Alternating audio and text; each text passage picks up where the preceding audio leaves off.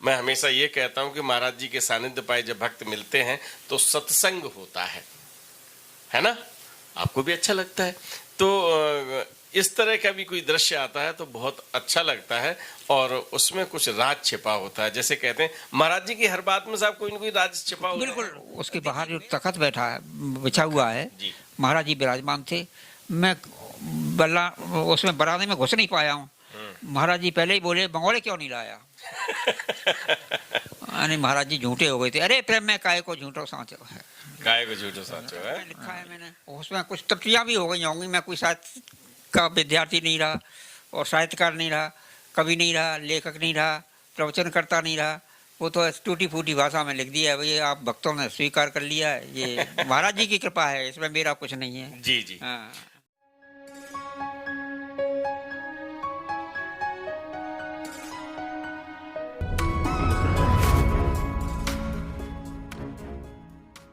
एक दिन महाराज जी के दर्शन हुए, 4-6 दिन हुए थे। तो एक दिन कढ़ी बनी। मेरी बहुत इच्छा हुई महाराज जी को कढ़ी ले जाऊं। घर पर चर्चा बताई नहीं थी, महाराज जी का भक्त हूँ मैं, महाराज जी से आज ये कढ़ी की इच्छा हुई। पर मैंने बहुत बड़े महात्मा हैं, अब मेरा पाएंगे कि नहीं पाएंगे, मैं लेके नहीं गया। पर बड़ी ईगर रेस थी कि महाराज जी को ये कढ़ी पहुँचनी चाहिए। जी। मैं मैं पहुँच गया महाराज जी के पास। तो महाराज जी बोले कि तू खाया है, मेरे लिए नहीं लाया। जय हो महाराज की जय हो। वो मेरी बस, वो तो भावना के भूखे थे, भाव के भूखे थे। ये नहीं कड़ी स्वादिष्ट है इसलिए मांग रहे हैं। जी। मैं भगा भगा आया, पैदल आया, 3 किलोमीटर समझ लिए। और पैदल पत्नी भी पा चुकी थी।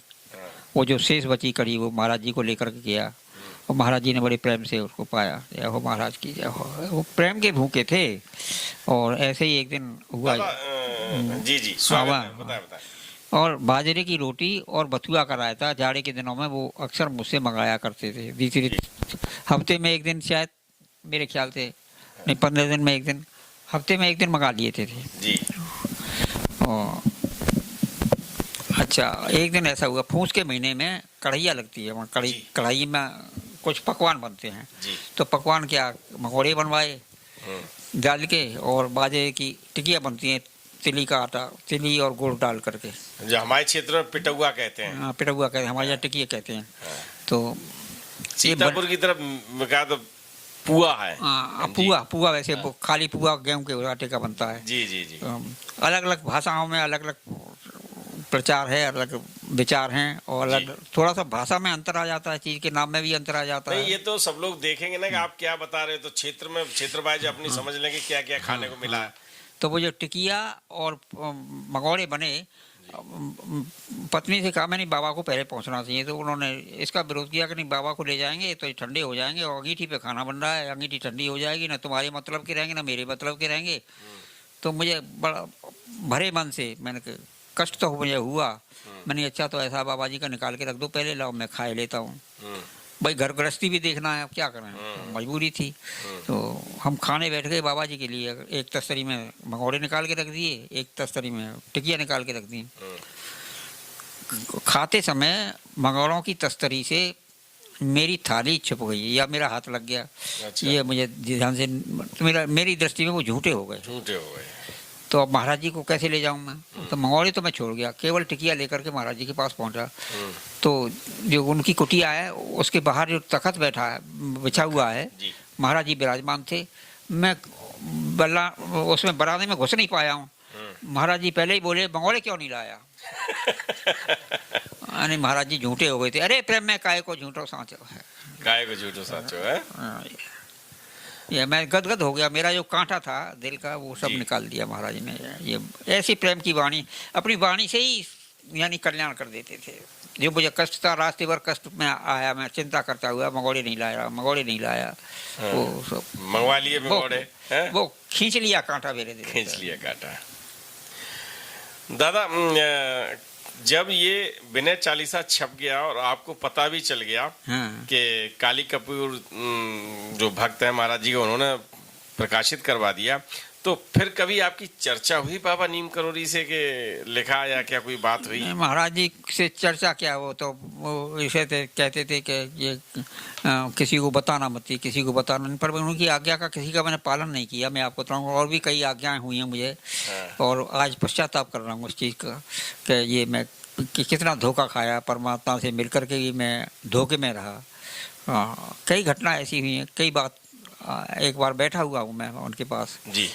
तो, पर मैंने ये भी नहीं, प्रचार भी हो गया उसका, अपने आप प्रचार हो गया, और कुछ को मैंने पूछते थे तो मैं हाँ में जवाब दे देता था, मैं ये नहीं कहता मैंने नहीं लिखा, मैं क्यों कहूँ भाई जी। एक आध को बताया, सिद्धि माई को भी बताया, सिद्धि माई भी खोज में थी कि किसने लिखा है वृंदावन वाणी, तो अब उनसे मैं झूठ थोड़ी बोलता कि नहीं लिखा है मैंने। सही बात। और सबसे ज्यादा प्रचार सिद्धि माँ ने किया। सिद्धि माँ ने किया। और अच्छा, आजकल नहीं, मुझे कहना था और कुछ कह रहा था। जी जी जी जी। हाँ, महाराज जी ये कहते हैं इसको गुप्त रखना, मत बताना किसी को। तो मैंने एक दिन सवाल किया, महाराज प्रचार कैसे हुआ इसका? तो महाराज जी बोले कि समय पर सब हो जाएगा, समय पर सब प्रचार हो जाएगा, अपने आप हो जाएगा। मुझे लगता है कि ये बिल्कुल सटीक समय है। महाराज जी ने जिस समय की उस समय आपसे चर्चा की, वो समय अब है, और मैं समझता हूं कि जिस तरह से कहते हैं ना कि अब समय शुरू हुआ है, जय हो जय हो। तो विनय चालीसा और पुष्पांजलि कैसे अपने रूप में आई, ये आपने जाना। दादा, जब विनय चालीसा खूब चर्चा में होने लगा, हाँ, और लेकिन लोग आज भी कम लोग जानते हैं जितना जानना चाहिए। विनय चालीसा गाया जाता है, पुष्पांजलि का पाठ किया जाता है, हाँ। लेकिन आपके नाम के साथ माफ कीजिएगा कि बहुत जगह खिलवाड़ हो रहा है। हाँ, हो रहा है ज्यादा। तो कई जगह चर्चा हुई, जैसे ISBT मंदिर, बिरला मंदिर में गया, तो वहां विनय चालीसा का पाठ हुआ। आप बैठे हैं इसलिए मैं आपसे पूछ रहा हूँ आज। लखनऊ हनुमान सेतु मंदिर में, पुराने मंदिर में बैठ के चर्चा हुई, और सैकड़ों भक्त थे वहां उस समय। विनय चालीसा का पाठ हुआ, लेकिन ये नहीं जान पाते कि ये किसने लिखा है। तो मैंने वहां बताया भी है। तो जो एक तरह से पाठ करने वाली से हनुमान चालीसा लिखा, सब लोग जानते हैं कि तुलसीदास ने लिखा है। हाँ, वो हनुमान चालीसा की ही नकल समझ ली उसे, और उसी तर्ज में लिखा है मैंने। उसमें कुछ त्रुटियां भी हो गई होंगी, मैं कोई साहित्य का विद्यार्थी नहीं रहा, और साहित्यकार नहीं रहा, कवि नहीं रहा, लेखक नहीं रहा, प्रवचनकर्ता नहीं रहा। वो तो टूटी फूटी भाषा में लिख दिया है, ये आप भक्तों ने स्वीकार कर लिया है, ये महाराज जी की कृपा है, इसमें मेरा कुछ नहीं है। जी जी। हाँ। मैं अपने चैनल के माध्यम से, मनीष जी हमारे बीच विराजमान हैं, दादा रचयिता के रूप में हैं, और ये अंशुल भैया हैं, जरा इनको दिखा दीजिएगा। अंशुल भैया का भी परिचय मैं करा दूं कि आप अभी पूरी तरह से सेवक के रूप में हैं, और ये फूफा जी हैं, फूफा जी है भैया, और जिनकी अभी मैं भाभी माँ करके बात कर रहा था, वो इनकी बुआ हैं। तो पूरी तरह से देखभाल कर रहे हैं। और कभी कभी ऐसा होता है कि कोई प्रश्न, इंटरव्यू तो मैं नहीं कह सकता इसको, मैं हमेशा ये कहता हूँ कि महाराज जी के सानिध्य पाए जब भक्त मिलते हैं तो सत्संग होता है ना? आपको भी अच्छा लगता है।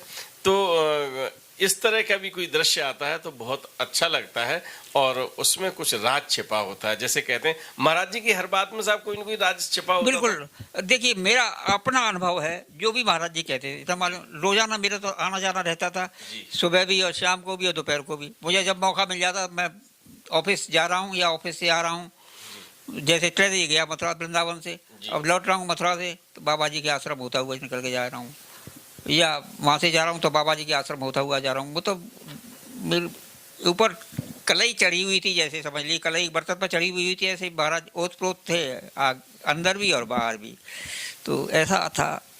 अच्छा दादा, ये बताइए, मानव देह लीलाओं में बड़े मैं तो ये कहूँगा आप भागीदार रहे हैं, क्योंकि प्रभु के साथ उठना बैठना, प्रभु जी का आशीर्वाद पाना, ये सब कुछ चलता रहा। जब महाराज जी यहाँ से गए हैं, तो यहीं आगरा में जगमोहन शर्मा जी के यहाँ रुके थे, मैंने सुना है। हाँ, और ये मुझे मालूम नहीं था, ये अच्छा। मेरी जानकारी में नहीं है। जगमोहन अच्छा। शर्मा भक्त थे, मैंने देखे, इंजीनियर थे शायद PWD में। शायद नहीं साहब थे। हाँ। सच में कुछ भक्त ऐसे हैं, मैं भक्त नहीं कहूंगा उन्हें, और एक तरह से कहना भी चाहिए क्योंकि महाराज जी के नाम के साथ वो जीते हैं। अब वो महाराज जी के जब लीलाएं होती हैं तो देव और दैत्य दोनों के प्रयास होते हैं। कुछ काम ऐसे भी हो जाते हैं कि ऐसे देव पुरुष को आप महापुरुष से मिले तो मैं आपको देव पुरुष कह रहा हूं, तो आपको भी वेदना, उनको भी कोई ना कोई ऐसी वेदना रही है हाँ, जिसलिए नहीं आते आश्रम। जो वो अब मिलते नहीं हैं। हाँ। मैंने एक वीडियो बनाया है, मैंने उनसे अच्छा। गुजारिश की है, अरे मैं निवेदन साहब खुद किया जाऊंगा है। मिलने के लिए उनसे, अब वो हैं? नहीं आते हैं, मैं उनसे मिलने जाऊंगा। आप जाओगे? मैं जाऊंगा साहब, जी, मैं जी। मुझे भक्तों की बहुत याद आती है। जी, तो जगमोहन शर्मा का मैं नंबर आपको दे दूंगा, पूज्य उनका भी दीदी जगमोहन और शर्मा। उनका दीदी का भी दिए। जी जी जी, आएगी ज्ञानो दीदी का भी दे देंगे। आप मिलिए और बहुत अच्छा लगेगा। अच्छा दादा, एक बात बताएं, महाराज जी जब चले गए उस समय आप कहाँ थे?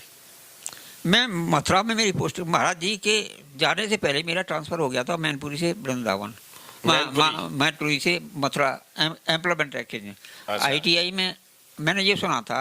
हाँ। मैं तो आतुर रहता था। हाँ, और देखो घटना बता दूंगा आपको कि मेरे जॉइंट डायरेक्टर, ये मुझे मेरे मित्रों ने लिखा था जी, और बताया भी आ गया जब यहाँ मथुरा के जॉइंट डायरेक्टर आए थे, उनको महाराज जी ने आदेश दिया कि मेरा एक भक्त जो है ट्रांसफर हो गया मैनपुरी, जी। उसे तू ट्रांसफर कर दे। जी, वो तू तड़ाक, महाराज जी तो सब बच्चे ही थे उनके सामने, कोई कैसा भी अफसर हो, कितना भी बड़ा अफसर हो। जी। तो उसने कहा कि महाराज, उनका नाम क्या है? कि नाम मुझे नहीं मालूम। जिनका ट्रांसफर की सिफारिश हो रही है उनका नाम नहीं मालूम।